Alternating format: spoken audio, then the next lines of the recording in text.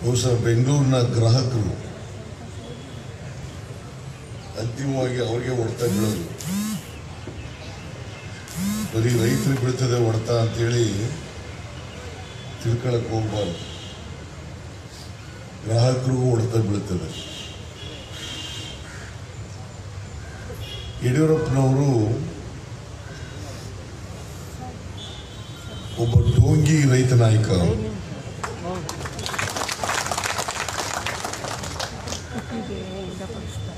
ಯಾಕಂತಂದ್ರೆ ನಾವೆಲ್ಲ ರೈತರ ಮಕ್ಕಳು. ಯಡಿಯೂರಪ್ಪ ಏನು ಹಸಿರು ಶಾಲ ಹಾಕೊಂಡು ಪ್ರಮಾಣ ವಚನ ತಗೊಳ್ಳುವಾಗ ನಾನು ರೈತರ ಮಗ, ರೈತರ ಪರವಾಗಿದ್ದೀವಿ ಅಂತೇಳಿ ಜನರ ಮುಂದೆ ಬಿಂಬಿಸ್ಕೊಳ್ತಕ್ಕಂಥ ಪ್ರಯತ್ನವನ್ನ ಮಾಡ್ತಾರೆ. ಇಷ್ಟು ಯಡಿಯೂರಪ್ಪನವರೇ, ನೀವು ನಿಜವಾಗಿ ರೈತರ ಪರವಾಗಿ ಇದ್ದಿದ್ರೆ ಇವತ್ತೇನು ಲ್ಯಾಂಡ್ ರಿಫಾರ್ಮ್ಸ್ ಆಕ್ಟ್ಗೆ ತಿದ್ದುಪಡಿ ತಂದಿದ್ದಾರಲ್ಲ, ಅದು ತರಲಿಕ್ಕೆ ಸಾಧ್ಯ ಆಗ್ತಾ ಇಲ್ಲ. APMC ಆಕ್ಟ್ಗೆ ತಿದ್ದುಪಡಿ ತಂದಿದ್ದಾರಲ್ಲ, ಅದು ತರಲಿಕ್ಕೆ ಸಾಧ್ಯ ಆಗ್ತಿಲ್ಲ. ಕಾರ್ಮಿಕರ ಪರವಾಗಿದ್ದರೆ ಲೇಬರ್ ಲಾಗೆ ತಿದ್ದುಪಡಿ ತರಲಿಕ್ಕೆ ಸಾಧ್ಯ ಆಗ್ತಾ ಇದೆ.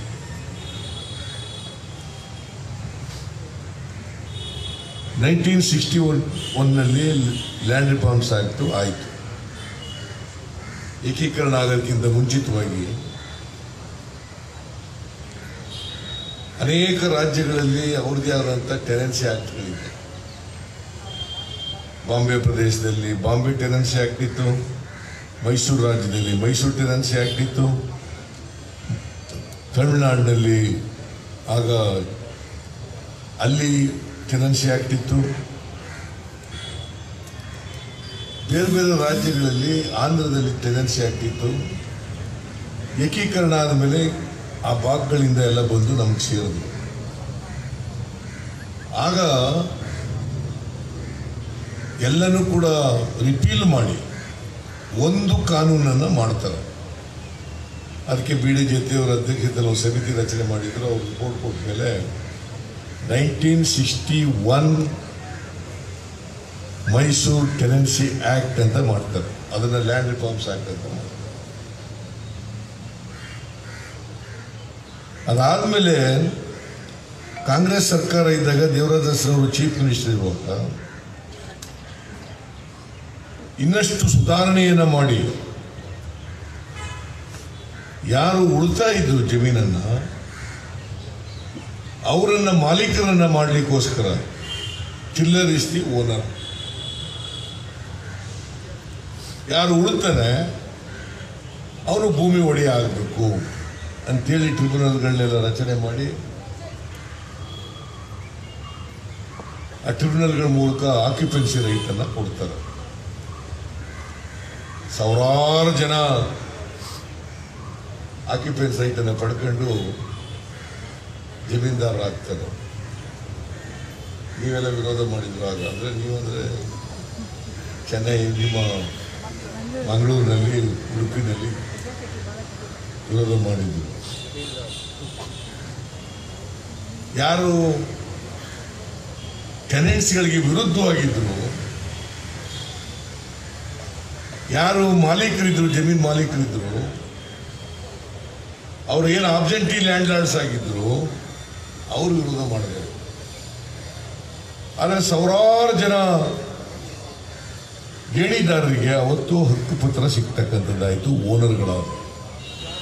ಅದು ಯಾವಾಗಾದದ್ದು 1974 ಮಾರ್ಚ್ 1ನೇ ತಾರೀಕಿನಿಂದ ಜಾರಿಗೆ ಬಂತು.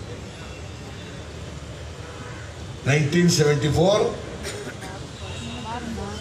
ಮಾರ್ಚ್ 1ನೇ ತಾರೀಕಿನಿಂದ 46 ವರ್ಷಗಳಾಯಿತು. ಅವತ್ತಿನಿಂದ ಪಾಪ ಗೇಣಿದಾರರು ಜಮೀನ್ದಾರರಾಗಿ ಅನುಭವಿಸ್ತಾ ಇದ್ದಾರೆ, ವ್ಯವಸಾಯ ಮಾಡ್ತಾ ಇದ್ದಾರೆ. ಈ ಯಡಿಯೂರಪ್ಪ ತಿದ್ದುಪಡಿ ತಂದಿದ್ದಾರೆ. ಏನು ಗೊತ್ತಾ ನಿಮಗೆ? ದೇವರಾಜ ಅರಸರವರು ಲ್ಯಾಂಡ್ ರಿಫಾರ್ಮ್ಸ್ ಆಕ್ಟ್ಗೆ 1961ಗೆ ತಿದ್ದುಪಡಿ ತಂದು section 63, section 79A, BC and section 8 ಇವನ್ನ ಅಳವಡಿಸಿದ್ರು. ಇದರಿಂದ ಇವರಿಗೆಲ್ಲ ಜಮೀನು ಸಿಕ್ಕಾಗಾಯಿತು. ಜೊತೆಗೆ ಯಾರು ಉಳುಮೆ ಮಾಡೋದಿಲ್ವೋ ಅವರು ಜಮೀನು ಕೊಂಡ್ಕೊಳ್ಳೋಗಿಲ್ಲ ಅಂತ ಮಾಡಿದ್ದು. ಯಾರು ಕೃಷಿಕರಲ್ವೋ ಅವರು ಜಮೀನು ತಗೊಳ್ಳೋದಿಲ್ಲ. ಯಾರು ಕೃಷಿ ಮಾಡ್ತಾರೆ ನಿಜವಾಗಿ ಅವ್ರು ಮಾತ್ರ ಜಮೀನು ತಗೋಬೇಕು. ಇದನ್ನೇ ಬಸವಣ್ಣವರು ಕೂಡ ಹೇಳಿದ್ರು. ಕಾಯಕ ಮತ್ತು ದಾಸೋಹ. ಯಾರು ಉಳುಮೆ ಮಾಡ್ತಾರೆ, ಬೆವರು ಸುರಿಸ್ತಾರೆ, ಕಷ್ಟಪಡೋರು ಬೇರೆ, ಕೂತ್ಕೊಂಡು ಮಜಾ ಮಾಡೋರು ಬೇರೆ. ಮತ್ತೆ ಒಬ್ಬರಿಗೆ ಒಂದು ವೃತ್ತಿ ಇರಬೇಕು. ವ್ಯಾಪಾರ ಮಾಡೋರು ವ್ಯಾಪಾರ ಮಾಡಲಿ, ಕೃಷಿ ಮಾಡೋರು ಕೃಷಿ ಮಾಡಲಿ, ಕೈಗಾರಿಕೆ ಮಾಡೋನು ಅವ್ನು ಉದ್ಯಮ ಮಾಡೋನು ಅವನು ಮಾಡಲಿ, ನೀವು ರೈತ ಮಾಡೋರು ರೈತ ಕೃಷಿ ಮಾಡಲಿ. ಇದಕ್ಕೆ ಈಗ ತಿಲಾಂಜನೆಯೆಲ್ಲ ಇಡುತ್ತಾ ಇದ್ದಾರೆ. ನಮ್ಮ ಕಾರ್ಯಕರ್ತರು ಇದನ್ನ ಹೇಳ್ಬೇಕಲ್ಲ, ಅರ್ಥ ಮಾಡ್ಕೋಬೇಕು ಸ್ಪಷ್ಟವಾಗಿ. ನೀವು ಬೇರೆ ಕಡೆ ಹೇಳ್ಬೇಕಲ್ಲ, ರೈತರಿಗೆ ಹೇಳ್ಬೇಕಲ್ಲ, ಕೆಳಮಟ್ಟದ ರೈತ ಕಾರ್ಯಕರ್ತರಿಗೆ ಹೇಳ್ಬೇಕಲ್ಲ. ಏನ್ ಮಾಡಿದ್ದಾರೆ? 79A ಯಾರಿಗೆ 25 ಲಕ್ಷಕ್ಕಿಂತ ಜಾಸ್ತಿ ಇದೆ ಕೃಷಿಯೇತರ ಬಾಬ್ನಲ್ಲಿ, ಅವ್ರು ಯಾರು ಕೂಡ ಜಮೀನು ತಗೊಳ್ಳೋಗಿರಲಿಲ್ಲ. ಸೆಕ್ಷನ್ 80 ಕೃಷಿಕರಲ್ಲದವರಿಗೆ ಜಮೀನನ್ನು ವರ್ಗಾವಣೆ ಮಾಡೋಂಗಿರಲಿಲ್ಲ. ಈಗ ಅದನ್ನ ಬಿಟ್ಟುಬಿಡ್ತಾವ್ರೆ ತಿದ್ದುಪಡಿ ಮೂಲಕ. ಯಡಿಯೂರಪ್ಪ ಈಗ ನನ್ನ ಪ್ರಶ್ನೆಯವ್ರು ಕೇಳ್ತಾ ಇದ್ರು. ಈಗ ಯಡಿಯೂರಪ್ಪನವ್ರು ಹೇಳ್ತಾರೆ, ಇಲ್ಲ ನಾವು ಸಣ್ಣ ರೈತರಿಗೆ ಅವ್ರಿಗೆ ಇವ್ರಿಗೆಲ್ಲ ರಕ್ಷಣೆ ಕೊಡ್ತಾ ಇದ್ದೀವಿ, ಯಾರು ನಿರುದ್ಯೋಗಿ ಯುವಕರಿರ್ತಾರೆ ಅವರೆಲ್ಲ ಜಮೀನು ತಗೊಳಕ್ ಮಾಡ್ಕೊಳ್ತಾರೆ. ಅದಲ್ಲ, ಇದು ರಿಯಲ್ ಎಸ್ಟೇಟ್ ಮಾಡ್ತಾರಲ್ಲ ಯಾರು, ಅವ್ರಿಗೆ, ಕಾರ್ಪೊರೇಟ್ ಬಾಡಿಗಳಿಗೆ, ದುಡ್ಡಿರ್ತಕ್ಕಂಥವ್ರಿಗೆ ಜಮೀನು ಕೊಂಡ್ಕೊಂಡು ರೈತರು ಯಾರು ಈಗ ಸಣ್ಣ ರೈತರೇ ಜಾಸ್ತಿ ಇರೋದು. 86% ಸಣ್ಣ ಹಿಡುವಳಿ ರೈತರು ಇರೋದು. 86% ರೈತರಲ್ಲಿ 86% ಸ್ಮಾಲ್ ಹೋಲ್ಡಿಂಗ್ ಇರ್ತಕ್ಕಂಥ ರೈತರು. ಅವ್ರೇನ್ ಮಾಡ್ತಾರೆ? ಪಾಪ ಹಣದಾಸೆಗೋಸ್ಕರ ಮಾರ್ಬಿಡ್ತಾರೆ. ನಾನು ಮೈಸೂರೆಲ್ಲ ನೋಡಿದ್ದೀನಿ, ಬೆಂಗಳೂರು ಸುತ್ತ ನೋಡಿದ್ದೀನಿ. ಜಮೀನು ಮಾರ್ಬಿಟ್ಟು ಶ್ರೀಮಂತರಿಗೆ ಅವ್ರ ಜಮೀನಿಗೆ ಕೂಲಿ ಮಾಡಕ್ ಹೋಗ್ತಾರೆ. ಒಂದಷ್ಟು ದಿನ ಸ್ಕೂಟ್ರಿ ಗೀಟ್ರ್ ತಕ್ಕ ತಿರುಗಾಡ್ಬೋದು ಅಷ್ಟೇ. ಆಮೇಲೆ ಮೈಸೂರಿಗೆ ಬೆಂಗಳೂರಿಗೆ ಮಸಾಲೆ ದೋಸೆ ತಿನ್ನಕ್ ಬರ್ತಾರೆ. ಅಂತ ಪರಿಸ್ಥಿತಿ ನಿರ್ಮಾಣ ಆಗುತ್ತೆ. ನಗದಲ್ಲ ಇದು. ಎಲ್ಲ ರೈತರು ಕೂಡ ಸಣ್ಣ ಹಿಡುವಳಿದಾರರೆಲ್ಲ ಮಾರ್ಕ ಬಿಡ್ತಾರೆ. ಬೆಂಗಳೂರು ಮೈಸೂರು ಪಟ್ಟಣಗಳಿಗೆ ಬರ್ತಾರೆ. ಬೆಂಗಳೂರು ಮೈಸೂರಿನಲ್ಲಿ ಸ್ಲಮ್ಗಳು ನಿರ್ಮಾಣ ಆಯ್ತವೆ. ಇದಕ್ಕೋಸ್ಕರ ತರಬೇಕಾ? ಈ ಕಾಯ್ದೆನ ನಾವು ಒಪ್ಕೋಬೇಕಾ? ಇದು ನಮ್ಮ ಬೇಬಿ. ಲ್ಯಾಂಡ್ ರಿಫಾರ್ಮ್ಸ್ ಆಕ್ಟ್ ಇದೆಯಲ್ಲ, 79A-B-C, it is our baby. Section 80 is our baby. Section 63 our baby. ಅದನ್ನು ನಾಶ ಮಾಡಕ್ ಹೋಗಿದ್ದೀರಲ್ಲ ಮಿಸ್ಟರ್ ಯಡಿಯೂರಪ್ಪ, ನೀನು ಡೋಂಗಿ ಅಲ್ಲದೇನೆ ಬೇರೆ ಯಾರು ಅಂತಕ್ಕಂಥದ್ದನ್ನ ಡೋಂಗಿ ರೈತ ಸಸ್ಯಾಲ ಅಂತ ಹೋಗ್ತಾ ಇರ್ತದೆ. ರೈತ ಆಗಲ್ಲ.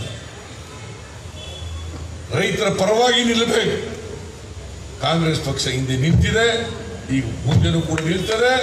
ಎಷ್ಟೇ ಸಮಸ್ಯೆಗಳು ಬರಲಿ, ರೈತರ ಪರವಾಗಿ ನಾವು ಹೋರಾಟ ಮಾಡೇ ಮಾಡಬೇಕಾಗ್ತದೆ.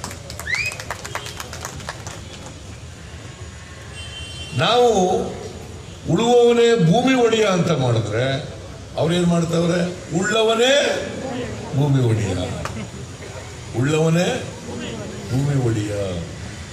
ಆಮೇಲೆ ಏನಾಗ್ತದೆ ನೀವೆಲ್ಲ ನೋಡಿದಿರೋ, ಇವರೆಲ್ಲ ತಕೊಂಡು ರಿಯಲ್ ಎಸ್ಟೇಟ್ ಮಾಡಕ್ಕೆ ಕೊಟ್ಬಿಡ್ತಾರೆ. ನನ್ನ ಪ್ರಕಾರ ಸುಮಾರು 5,000 ಎಕರೆ ಬೆಂಗಳೂರು, ಚಿಕ್ಕಬಳ್ಳಾಪುರ, ಕೋಲಾರ, ರಾಮನಗರ, ಇವರು ರಿಯಲ್ ಎಸ್ಟೇಟ್ನವರು ಮಾಡ್ತಾ ಇದ್ದಾರೆ. 1 ಎಕರೆಗೆ ಎಷ್ಟು ದುಡ್ಡು? ಇಲ್ಲಿ 2 ಕೋಟಿಯಿಂದ 10 ಕೋಟಿವರೆಗಿದೆ ಅಲ್ವಾ? 5,000 ಎಕರೆ, ಸುಮಾರು 56,000 ಎಕರೆ, 13,814 ಕೇಸ್ಗಳಿದ್ದವು. ಯಾರ್ಯಾರು 79A ವೈಲೇಟ್ ಮಾಡಿದ್ದಾರೆ 79B ವೈಲೇಟ್ ಮಾಡಿದ್ದಾರೆ. ಅವ್ರ ಮೇಲೆ 13,814 ಕೇಸ್ಗಳಿವೆ. ಈ ಆ್ಯಕ್ಟ್ನಲ್ಲಿ ಏನು ಮಾಡಿದ್ದಾರೆ, ಎಲ್ಲ ಕೇಸ್ಗಳನ್ನ ಕೂಡ ರದ್ದು ಮಾಡ್ಬೋದು. ಸುಮ್ಮನೆ ಮಾಡಿದ್ರು ಗಿರಾಕಿಗಳು ದುಡ್ಡು ದುಡ್ಡು ದುಡ್ಡು ಕೋಟ್ಯಾಂತರ ರೂಪಾಯಿ ಒಳಗ್ಬಿಟ್ಟವ್ರೆ. ಸಮಸ್ಯೆ ಇಲ್ಲ ಇದು. ಏನಂದ್ರೆ ಇಷ್ಟೊಂದು ತರಾತುರಿನಲ್ಲಿ ಯಾಕೆ ತಕ್ಕ ಬಂದರು ಕಾನೂನನ್ನ? ಎದ್ರ ಚರ್ಚೆ ಮಾಡಿದ್ರ? ಆರ್ಡಿನೆನ್ಸ್ ತಕ್ಕ ಬಂದ್ರೆ ಯಾರ ಜೊತೆ ಚರ್ಚೆ ಮಾಡಿದ್ರು? ಏನು ಅಗತ್ಯ ಇತ್ತು? ರೈತರು ಕೇಳಿದ್ರ ಮಾಡ್ಕೊಡಿ ಅಂತ ಹೇಳಿದ್ರ? ತರಾತುರಿನಲ್ಲಿ ತಂದ್ಬಿಟ್ಟಿದ್ದಾರೆ. ಯಾವಾಗಲೂ ಆರ್ಡಿನೆನ್ಸ್ ಮಾಡಬೇಕಾದ್ರೆ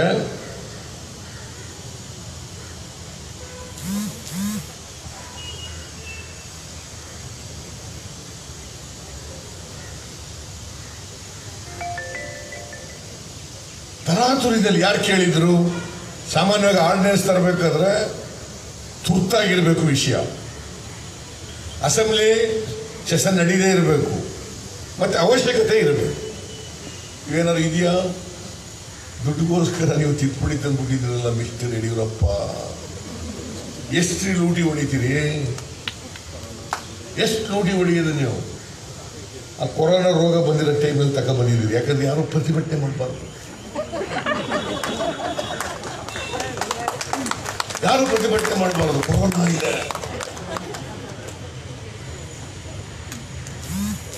ಆಮೇಲೆ ಕೊರೋನಾದಲ್ಲಿ ಎಣಗಳ ಮೇಲೆ ದುಡ್ಡು ಹೊಡೆದ್ಬಿಟ್ಟವ್ರೆ ಗಿರಾಕಿಗಳು. ನಾಚಿಕೆ ಆಗ್ಬೇಕು ಅವ್ರಿಗೆ. ನೋಡಿ, ಆ PPE ಕಿಟ್ ಹಾಕತ್ತಾರಲ್ಲ ಡಾಕ್ಟರ್ಗಳು, 330 ರೂಪಾಯಿನಿಂದ 400 ರೂಪಾಯಿ ಇರಬಹುದು. ಚೈನಾದಿಂದ 3 ಲಕ್ಷ ಕಿಟ್ಗಳನ್ನು ತರಿಸಿದ್ದಾರೆ. ಎಷ್ಟು? 3 ಲಕ್ಷ. ಪ್ರತಿಯೊಂದು ಕಿಟ್ಗೆ 2,000ಕ್ಕಿಂತ ಜಾಸ್ತಿ ಕೊಟ್ಟಿದ್ದಾರೆ. ಎಷ್ಟು? ಒಂದು ಕಿಟ್ಗೆ 1,600 1,700 ರೂಪಾಯಿ ಲಂಚ ಅಂದ್ರೆ 3 ಲಕ್ಷಕ್ಕೆ ಎಷ್ಟಾಯ್ತಪ್ಪ? ತಿಂದುಬಿಟ್ಟಿದ್ದಾರೆ ಎಲ್ಲ. ತಿನ್ನದೆ ಯಡಿಯೂರಪ್ಪನ ಮಗ ಕನ್ಸರ್ನ್ ಮಿನಿಸ್ಟ್ರಿಗಳು ಲೂಟಿ ಹೊಡೀರಿ. ಇದರಲ್ಲೂ ಹೊಡೆದ್ಬಿಟ್ಟವ್ರೆ ಲೂಟಿ. ಈ ತಿದ್ದುಪಡಿ ತಂದವರಲ್ಲ, ಇದರಲ್ಲೂ ಲೂಟಿ ಹೊಡೆದ್ಬಿಟ್ಟವ್ರು. ಆ ಬಿಡಿ ಹಗರಣ ಇದೆಯಲ್ಲ, ಹಿಂದೇನು ಯಡಿಯೂರಪ್ಪ ಅಂಡ್ ಕಂಪನಿ ಚೆಕ್ ಮೂಲಕ ಲಂಚ ತಗೊಂಡಿದ್ರು. ಈಗ RTGS ಮೂಲಕ ಲಂಚ.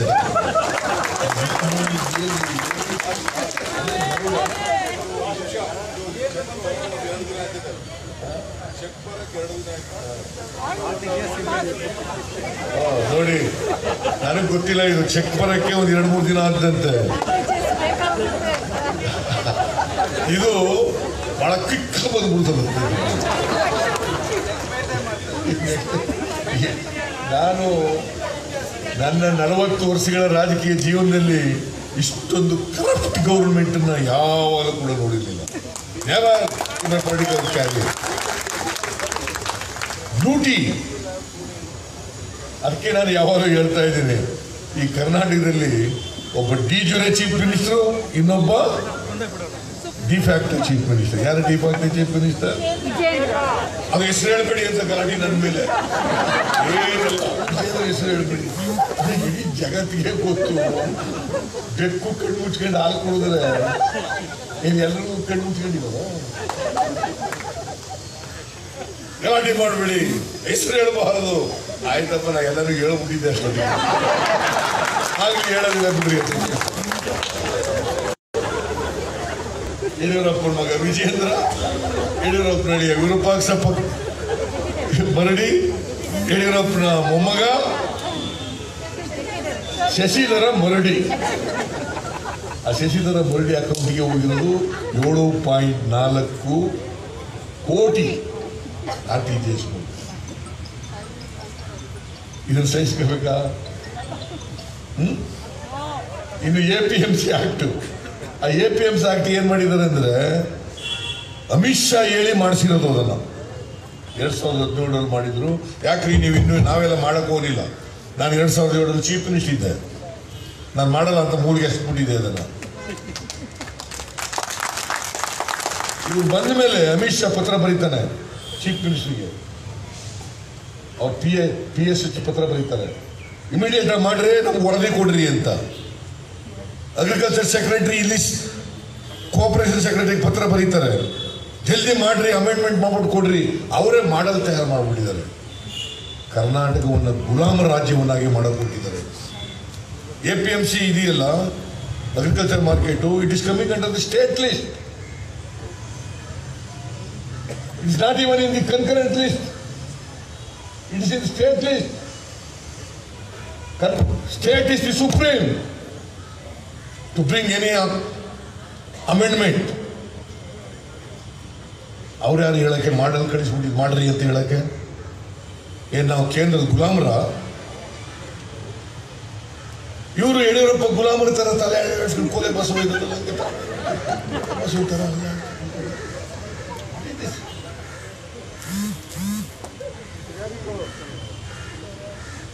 ಇದನ್ನ ವಿರೋಧ ಮಾಡಬೇಕಾಗಿರೋದು. ಈಗೇನ್ ಮಾಡ್ತಾರೆ, ಕೃಷಿ ಮಾರುಕಟ್ಟೆಗಳಲ್ಲಿ ಕೊಂಡ್ಕೋಬೇಕು, ಮಾರಾಟ ಮಾಡಬೇಕು ರೈತರು ಅಂತ ಹೇಳ್ತಾರೆ, ತಕೊಳ್ಳೋರು ಲೈಸೆನ್ಸ್ ಇರಬೇಕು ಅಂತ ಹೇಳ್ತಾರೆ. ಈಗೇನ್ ಮಾಡ್ತಾರೆ, ಎಲ್ಲಾರು ಮಾರ್ಕೊಳ್ಳಿ, ಯಾರು ತಗೊಳ್ಳಿ, ಅಂಬಾನಿ ಅವರು ತಗೊಳ್ಳಿ, ಅದಾನಿ ಅವರು ತಗೊಳ್ಳಿ. ಆಮೇಲೆ ಸ್ವಲ್ಪ ದಿನ ಆದ್ಮೇಲೆ ಮಾರ್ಕೆಟ್ಗಳೆಲ್ಲ ಮುಚ್ಚೋಯ್ತವೆ. 1-2 ವರ್ಷದಲ್ಲಿ ಮುಚ್ಚೋದ ಮೇಲೆ ಏನ್ ಮಾಡ್ತಾರೆ, ಅವರೇ ಮಾರ್ಕೆಟೇ ಮಾಡ್ಕೊಬಿಡ್ತಾರೆ ಖಾಸಗಿಯವರು. ಆಗ ಗ್ರಾಹಕರು ಕಣ್ ಬಿಡಬೇಕಾಗುತ್ತೆ, ಕೊಂಡ್ಕೊಳ್ಳೋರು ರೈತರು ನಾಶ ಆಗ್ತಾರೆ. ಇದನ್ನ ಇವತ್ತು ಅರ್ಥ ಮಾಡ್ಕೋಬೇಕಾಗ್ತದೆ. ನಾನು ಇನ್ನೊಂದ್ಸರಿ ಮಾತಾಡ್ತೀನಿ ಎಲ್ಲ ಡೀಟೇಲ್ಸ್ ಆಗಿ. ನೀವು ದಯಮಾಡಿ ಇದನ್ನ ಅರ್ಥ ಮಾಡ್ಕೋಬೇಕು. ಇವೆರಡೂ ಕಾನೂನುಗಳು ಮತ್ತೆ ಲೇಬರ್ ಲಾ. ಸದ್ಯ ಇದರಲ್ಲಿ ಅಪ್ಪರ್ ಹೌಸ್ನಲ್ಲಿ ಲೇಬರ್ ಲಾ ಡಿಫೀಟ್ ಮಾಡಿದ್ದಾರೆ, ತಿದ್ದುಪಡಿನ. ಇವೆರಡು ಬರಲೇ ಇಲ್ಲ. ರಾತ್ರಿ 1 ಗಂಟೆ ಆಯಿತು, ಅರ್ಜೆಂಟ್ ಮಾಡ್ಬಿಟ್ರು ಕೌನ್ಸಿಲ್ ಚೇರ್ಮನ್. ಸೊ ಮತ್ತೆ ಆರ್ಡಿನೆನ್ಸ್ ಹೊರಡಿಸ್ಬೇಕು ಅವರು. In the meanwhile we must go to each and every district, taluka and villages to ಜನರಿಗೆ ಜಾಗೃತಿಯನ್ನು ಮೂಡಿಸ್ಬೇಕು. ಏನೇನು ಅನಾಹುತಗಳಾಗ್ತವೆ ಅಂತ ಹೇಳಬೇಕು. ಹೇಗೆ ಅವರು ಕಾರ್ಪೊರೇಟ್ ಬಾಡಿಗಳಿಗೆ, ರಿಯಲ್ ಎಸ್ಟೇಟ್ನವರಿಗೆ ಮತ್ತೆ ಶ್ರೀಮಂತರಿಗೆ ಇವರು ಅವರ ಗುಲಾಮರಾಗ್ಬಿಟ್ಟಿದ್ದಾರೆ, ದುಡ್ಡು ತಕೊಂಡು ಅವ್ರು ಹೇಳ್ದಾಗ ಕೇಳ್ತಾ ಇದ್ದಾರೆ ಅಂತ ಹೇಳ್ಬೇಕಾಗ್ತದೆ. ಇದು ಸಮಸ್ಯೆ ಇರ್ತಕ್ಕಂಥದ್ದು ಇವತ್ತು. ಅದರಿಂದ ದಯಮಾಡಿ ನಾನು ಹೆಚ್ಚು ಮಾತಾಡಕ್ಕೆ ಹೋಗಲ್ಲ. ಇನ್ನು ಶಿವಕುಮಾರ್ ಕೂಡ ಮಾತಾಡಬೇಕು. ನಾನು ಇನ್ನೊಂದು ಸಾರಿ ಸಭೆ ಬಂದಾಗ ಸಭೆಯಲ್ಲಿ ಮಾತಾಡ್ತೀನಿ. ನಾನು ಈಗ ಸಮಯ ಇಲ್ಲದಿರೋದ್ರಿಂದ ಹೆಚ್ಚು ವಿವರಣೆ ಕೊಡೋಕ್ಕಾಗಲ್ಲ. ದಯಮಾಡಿ ನಮ್ಮೆಲ್ಲ ಕಾರ್ಯಕರ್ತರು ಇದು ಒಂದು ಸವಾಲಾಗಿ ಸ್ವೀಕಾರ ಮಾಡಿ. It's A challenge for us. Challenge ಅಂತಂದ್ರೆ ರೈತರ ಪರವಾಗಿ ನಿಲ್ಲಬೇಕು. ನಾವು ಸಣ್ಣ ರೈತರ ಪರವಾಗಿ ನಿಲ್ಲಬೇಕು, ಬಡವರ ಪರವಾಗಿ ನಿಲ್ಲಬೇಕು, ದಲಿತರ ಪರವಾಗಿ ನಿಲ್ಲಬೇಕು, ಕಾರ್ಮಿಕರ ಪರವಾಗಿ ನಿಲ್ಲಬೇಕು. ಕಾಂಗ್ರೆಸ್ ಪಕ್ಷ ಬರೀ ಅಧಿಕಾರಕ್ಕೆ ಇರೋ ಪಕ್ಷ ಅಲ್ಲ. ಸಮಾಜದಲ್ಲಿ ಹೋರಾಟದ ಮೂಲಕ ಬದಲಾವಣೆಯನ್ನು ತರ್ತಕ್ಕಂಥ ಪಕ್ಷ ಇದು. ಸಾಮಾಜಿಕ ನ್ಯಾಯದ ಪರವಾಗಿರ್ತಕ್ಕಂಥ ಪಕ್ಷ ಇದು. ಯಾರು ನಿಶಕ್ತರಿದ್ದಾರೆ ಅವರಿಗೆ ಶಕ್ತಿಯನ್ನು ಕೊಡ್ತಕ್ಕಂಥ ಪಕ್ಷ ಇದು. ಯಾರು ದುರ್ಬಲರಿದ್ದಾರೆ ಅವರಿಗೆ ಶಕ್ತಿ ತುಂಬತಕ್ಕಂಥ ಪಕ್ಷ ಇದು. ಅದಕ್ಕೋಸ್ಕರ ಕೆಲಸ ನಾವು ಮಾಡಬೇಕಾಗ್ತದೆ. ಅದನ್ನು ನಾವೆಲ್ಲ ಮಾಡೋಣ. ವಿಶೇಷವಾಗಿ ಎಲ್ಲ ಕಾರ್ಯಕರ್ತರು ನಿಮ್ಮ ಭಾಗದಲ್ಲಿ ರೈತರಿಗೆ ಜಾಗೃತಿ ಮೂಡಿಸ್ತಕ್ಕಂಥ ಕೆಲಸ ಬೇಕು. ಅವೇರ್ನೆಸ್ ಆಗಬೇಕು. ಭಾಳ ಜನ ಯಾಕಂದ್ರೆ ದಾರಿ ತಪ್ಪಿಸ್ಬಿಡ್ತಾರೆ. ಇವರು ನಾವು ಏನು ಬೇಕು ಹೇಳ್ರಿ ಮಾಡ್ಕೊಡ್ತೀವಿ ಅಂತಾರೆ. ಏನು ಬೇಕು ಹೇಳ್ರಿ ಆಮೇಲೆ ಹಂಗೆ ಹೇಳ್ಬಿಟ್ಟೆ ತಲೆ ಮೇಲೆ ಹೊಡಿತಾರೆ. ಭಾಳ ಭಾಳ ಕೇರ್ಫುಲ್ ಆಗಿರ್ಬೇಕು. ಈ BJP ಅವರು ಇದ್ದಾರಲ್ಲ, ಇವರಂತ ನಯ ವಂಚಕರು ಜಗತ್ತಿನಲ್ಲಿ ಎಲ್ಲೂ ಸಿಕ್ಕಕ್ಕೆ ಸಾಧ್ಯ. ನಯ ವಂಚಕರು